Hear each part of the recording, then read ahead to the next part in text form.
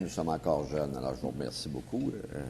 Je vais croire ça. Alors, je cède la parole pour la poursuite du débat à M. le député de Bourget. M. le député de Bourget. Merci, Monsieur le Président. Monsieur le Président, je l'admets. J'admets que le discours inaugural du 23 février dernier était bien amorcé. Je cite la toute première phrase prononcée par le Premier ministre. Comme nation francophone d'Amérique, nous devons nous faire entendre pour affirmer notre différence et notre manière d'être. Fin de la citation. C'était bien parti. Mais malheureusement pour le reste, à tire d'aile, malgré quelques efforts louables au chapitre des vœux pieux, tout est tombé à plat. Le Premier ministre appelant des priorités certes importantes, mais qui, objectivement, dans les faits, sont inscrites au cœur même de toute action minimale d'un gouvernement digne de ce nom. Aussi, quand le Premier ministre annonce que, pour l'avenir, il privilégie 5 priorités: l'éducation, l'emploi, le développement durable, la maîtrise de nos ressources et la santé, il ne fait que confirmer le rôle de l'État dans ce qui est sa mission élémentaire. Monsieur le Président, c'est au pied du mur qu'on juge le maçon. Aussi, il est instructif de noter que la priorité des priorités du gouvernement libéral, depuis son arrivée au pouvoir en 2003, soit la santé, se retrouve maintenant au 5e rang des priorités, alors que l'état de la situation a empiré. Triste aveu d'impuissance, voire d'échec, comme nous le rappellent les médias quasi quotidiennement, sur la situation dans nos hôpitaux et dans nos centres d'accueil pour les personnes âgées, tout comme le rappelait hier notre collègue de Crémazie en réclamant un plan d'urgence de ce gouvernement afin de contrer la crise à laquelle nos aînés vulnérables font face.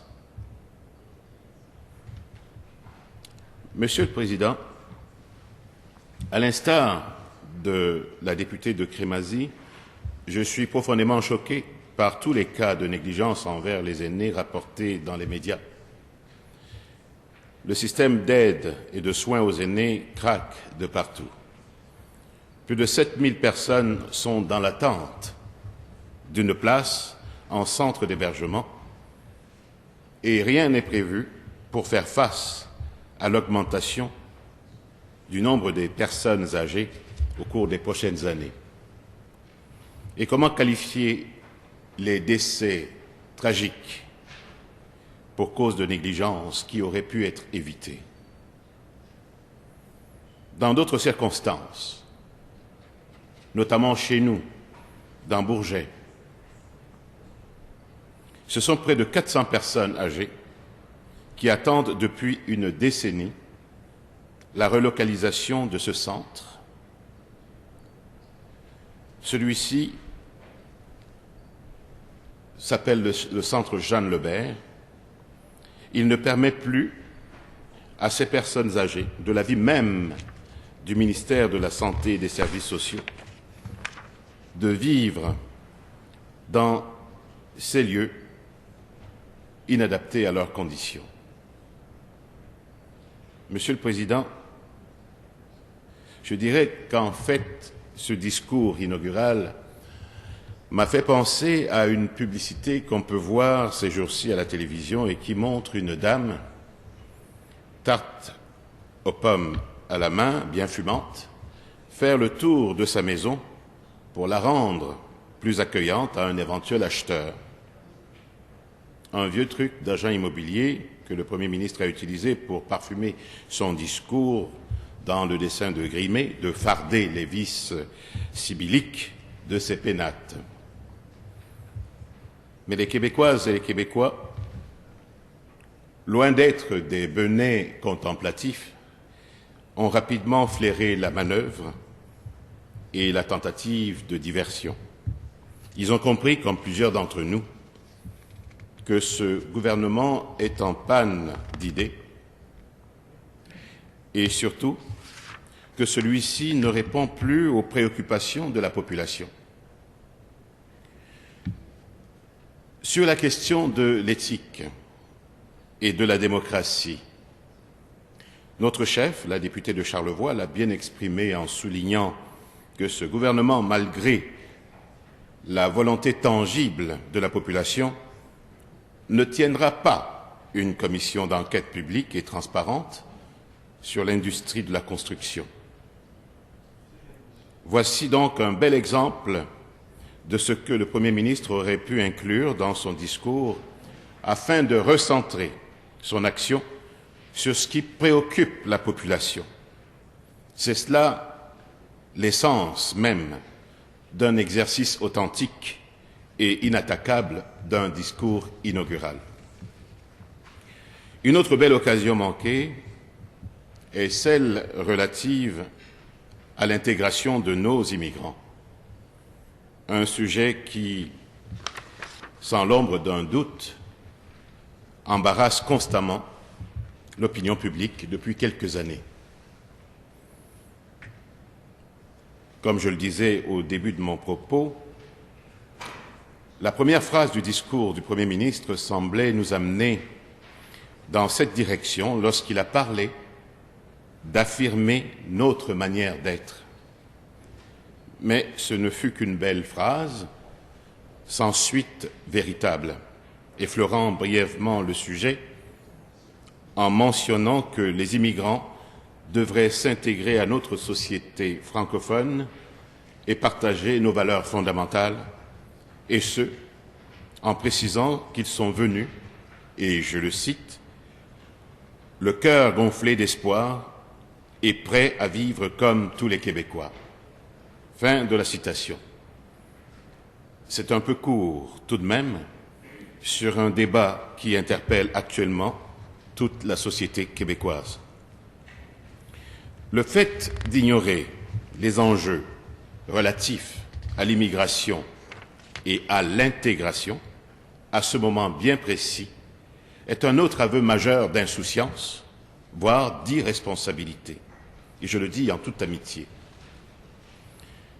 D'ailleurs, à la lueur du projet de loi 94, on s'explique mieux la mollesse et la flacidité de ce gouvernement sur une question de société délicate, certes, mais une question dont le Québec ne peut plus faire l'économie.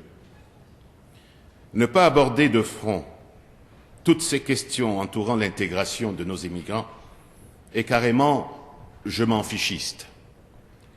Aussi, les abandonner à la logique du multiculturalisme tel que mis en place par l'ancien Premier ministre Pierre Elliott Trudeau est tout aussi irresponsable et nous mène tout droit à un communautarisme de repli où les cultures, plutôt que de se mélanger pour contribuer à l'échafaudage d'une nation québécoise viable, durable, se cloisonnent dans leur coin, dans leur quartier, inspirant la défiance plutôt que la confiance. Pourtant, bien que davantage présente dans le débat public depuis 4 ou 5 ans, pensons simplement au débat entourant la commission Bouchard-Taylor, ce n'est pas d'hier que cette politique du multiculturalisme fait des vagues et suscite des interrogations au Québec. Monsieur le Président, permettez-moi de citer le professeur Claude Corbeau, aujourd'hui recteur de l'Université du Québec à Montréal, qui, en 1992, dans son livre intitulé « Mon appartenance, essai sur la condition québécoise », qualifiait déjà le multiculturalisme de politique génératrice d'illusions et générateur de divisions.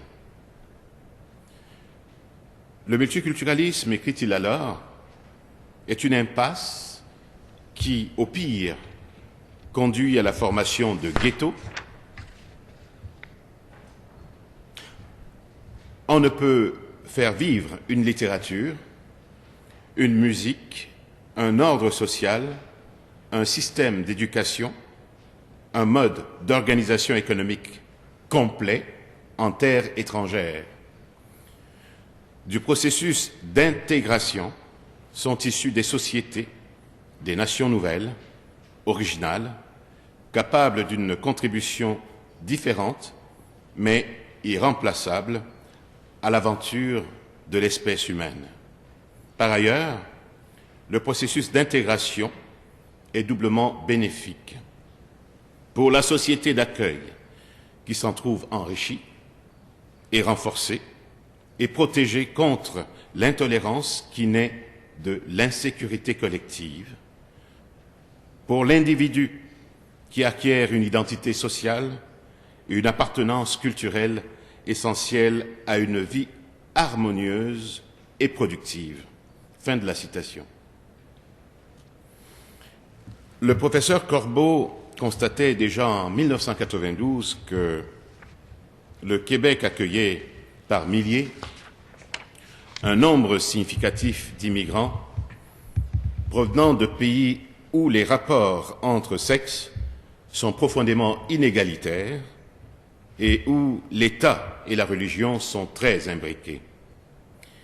Il y a là, disait-il, un haut potentiel de conflit avec les valeurs fondamentales de la société québécoise, ajoutant que l'intégration est le processus qui seul permet à une société de continuer harmonieusement son évolution et de se mettre à l'abri des conflits insolubles.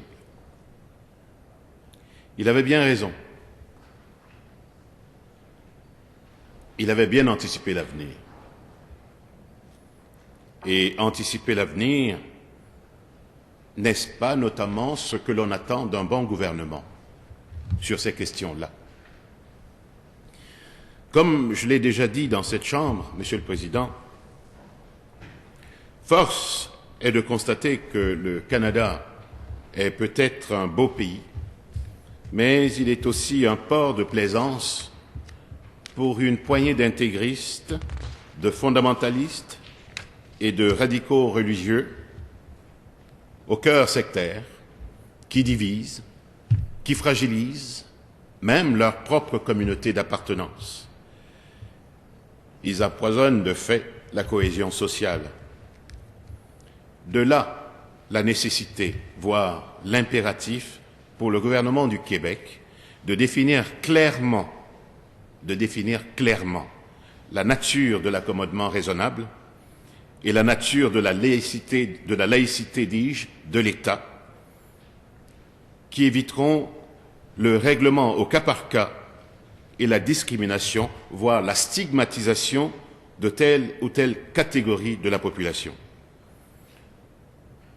D'où notre proposition au Parti québécois d'une charte de la laïcité qui permettrait aux tribunaux de pouvoir interpréter le droit en fonction d'un texte de référence et non en fonction d'une jurisprudence au cas par cas de demande d'accommodement raisonnable.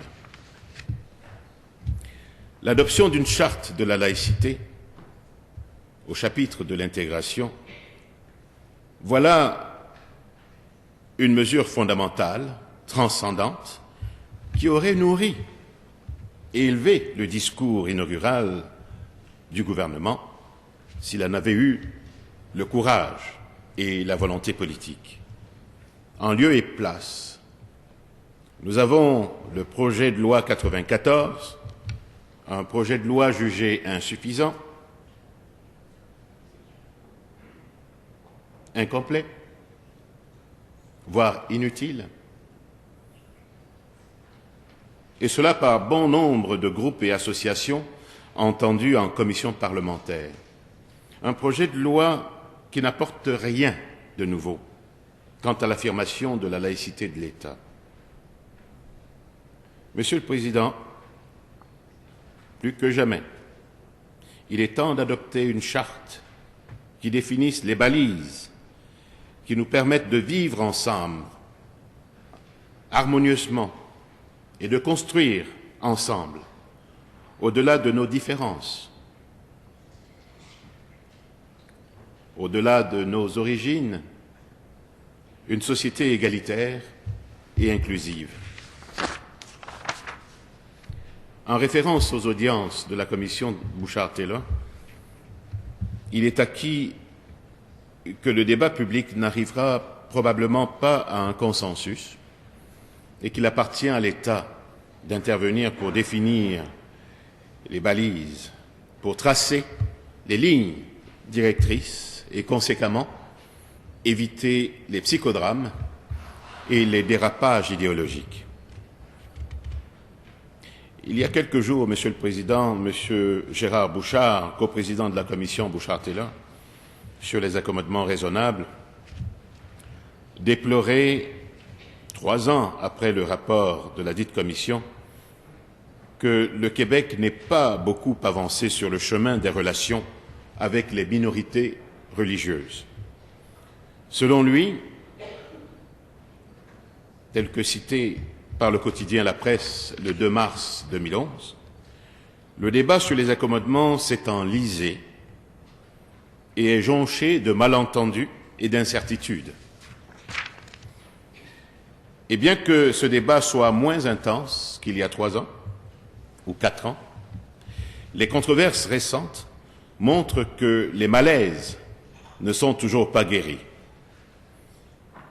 Il soutient également, par ailleurs, comme plusieurs, que nous n'en serions pas là si le Québec s'était doté d'une charte de la laïcité, d'une loi cadre ou d'un office d'harmonisation, comme l'a proposé la Commission dans son rapport.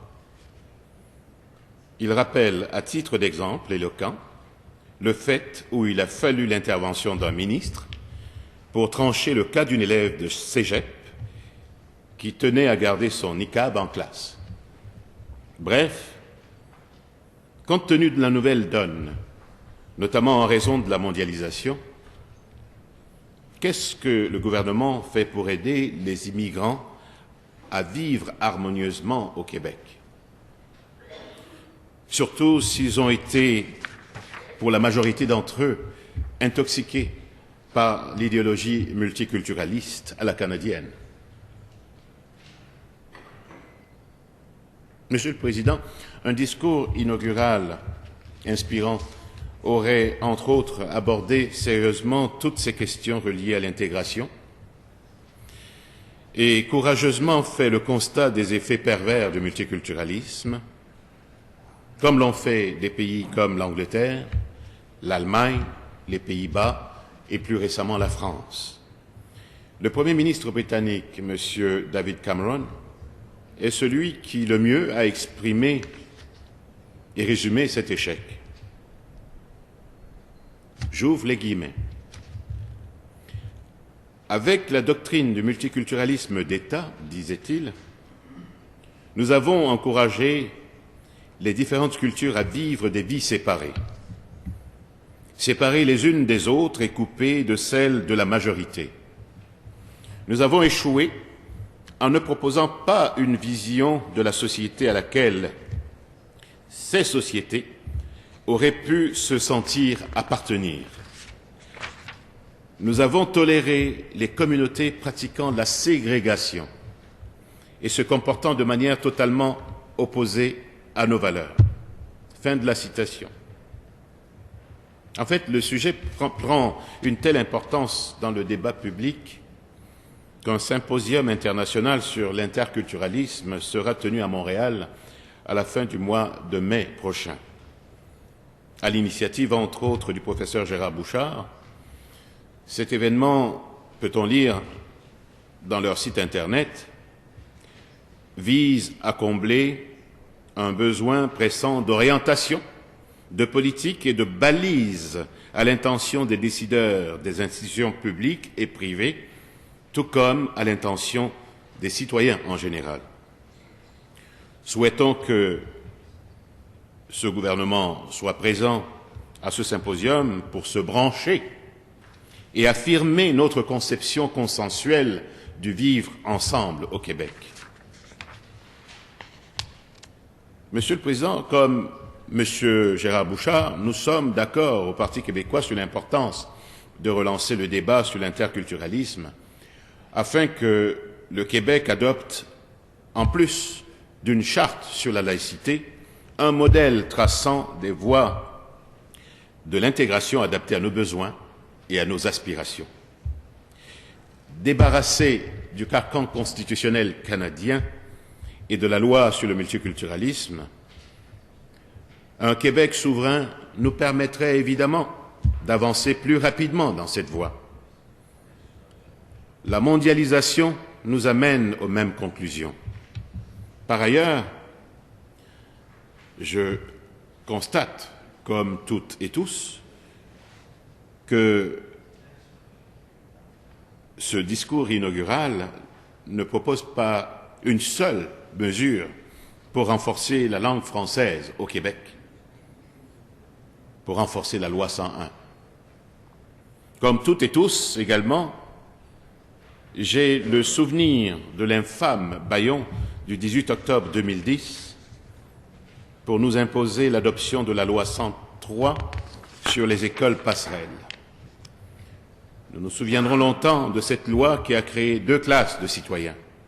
Celle qui peut s'acheter des droits linguistiques et celle qui ne peut pas. Nous avions eu alors des mots sévères pour condamner ce bâillon sur une question aussi fondamentale et vitale que l'avenir du français au Québec. Le mot résignation est celui qui, malheureusement, nous revient constamment pour décrire la posture de ce gouvernement relativement à sa volonté obsessionnelle de contribuer à la mitigation de la charte de la langue française. Ceci explique sans doute cela. Ces oublis volontaires, Monsieur le Président, ressemblent de plus en plus à un chapelet qui s'assimile à l'abandon, à l'alanguissement, à l'aliénation, à l'apostasie, à la capitulation, à la défaite, à la défection, au déguerpissement, au délaissement, à la démission, à la déréliction, à la désappropriation, à la désertion, au désintéressement, à la désinvolture, au désistement, au dessaisissement, au détachement, au dévêtissement, à l'enterrement, à l'épanchement, à la faiblesse, au fatalisme, au fléchissement, au forfait, à la fuite, à l'incurie, à l'infidélité, à l'insouciance, au lâchage, au laisser-aller, au largage, à la mollesse, à la naïveté, à la négligence, à la nonchalance, à la reculade, à la reddition, au reniement, au renoncement, à la renonciation, à la résignation, à la rétractation, au retrait, à la soumission, au vide, au volte-face. Monsieur le Président, on entre en politique avec un bel avenir devant soi, mais attention de ne pas en sortir avec un terrible passé, dit un proverbe italien.